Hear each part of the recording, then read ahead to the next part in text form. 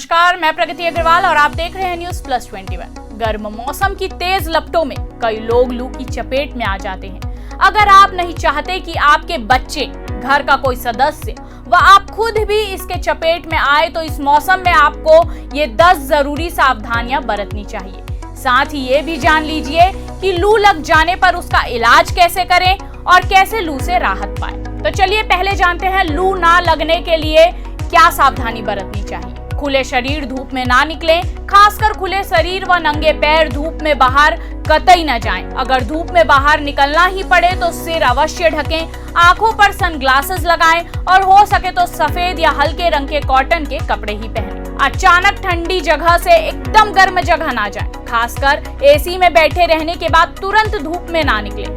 कच्चा प्याज रोज खाएं। धूप में निकलने पर अपने पॉकेट में छोटा सा प्याज रखें। यह लू शरीर को लगने नहीं देता है और सारी गर्मी खुद सोख लेता है। कूलर व एसी के सामने से हटकर एकदम से बाहर ना जाए। गर्मी के मौसम में चाय, कॉफी आदि गर्म पेय का सेवन अत्यंत कम कर देना चाहिए। साथ ही मसालेदार चीजें भी कम खाएं। गर्मियों में प्यास बुझाने के लिए नींबू के रस में मिट्टी के घड़े अथवा सुराही के पानी का सेवन करना चाहिए। अत्यधिक बर्फ का पानी पीने से लाभ के बजाय हानि हो सकती है। गर्मी के दिनों में हल्का व शीघ्र पचने वाला भोजन ही करना चाहिए।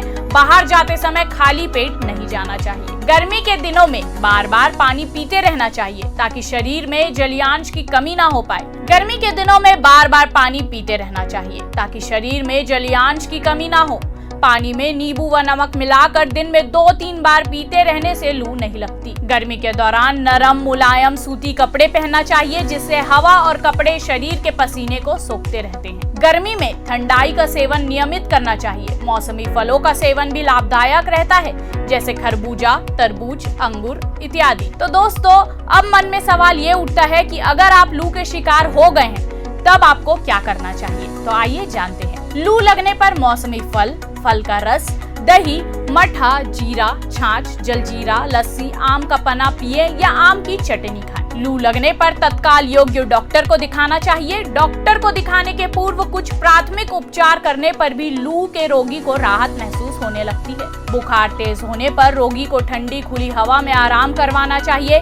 104 डिग्री से अधिक बुखार होने पर बर्फ की पट्टी सिर पर रखनी चाहिए। रोगी को तुरंत प्याज का रस शहद में मिलाकर देना चाहिए। रोगी के शरीर को दिन में 4-5 बार गीले तौलिए से पोंछना चाहिए। कैरी का पन्ना विशेष लाभदायक होता है। कच्चे आम को गरम राख पर मंद आंच वाले अंगारे में भुने। ठंडा होने पर उसका गुदा निकालकर उसमें पानी मिलाकर मसलना चाहिए। इसमें जीरा, धनिया, शक्कर, नमक, काली मिर्च डालकर पन्ना बनाना चाहिए।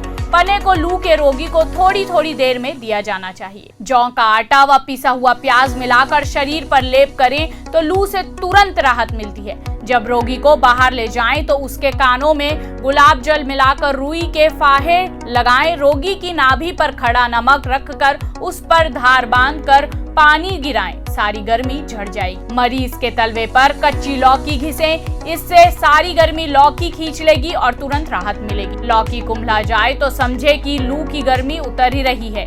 यह क्रिया बार बार दोहराएं। इमली के बीज को पीसकर उसे पानी में घोलकर कपड़े से छान लें। इस पानी में शक्कर मिलाकर पीने से लू का शमन होता है। मेथी की सूखी पत्तियों को ठंडे पानी में कुछ समय भिगो कर रखें। बाद में उसे हाथ से मसलकर छान ले। इस पानी में थोड़ा सा शहद मिलाकर 2-2 घंटे पर रोगी को पिलाएं। इससे लू से तुरंत छुटकारा मिलता है। ऐसे ही तमाम जानकारी के लिए हमारे चैनल को लाइक और सब्सक्राइब करना ना भूलें और नोटिफिकेशन के लिए बेल आइकन जरूर दबाएं।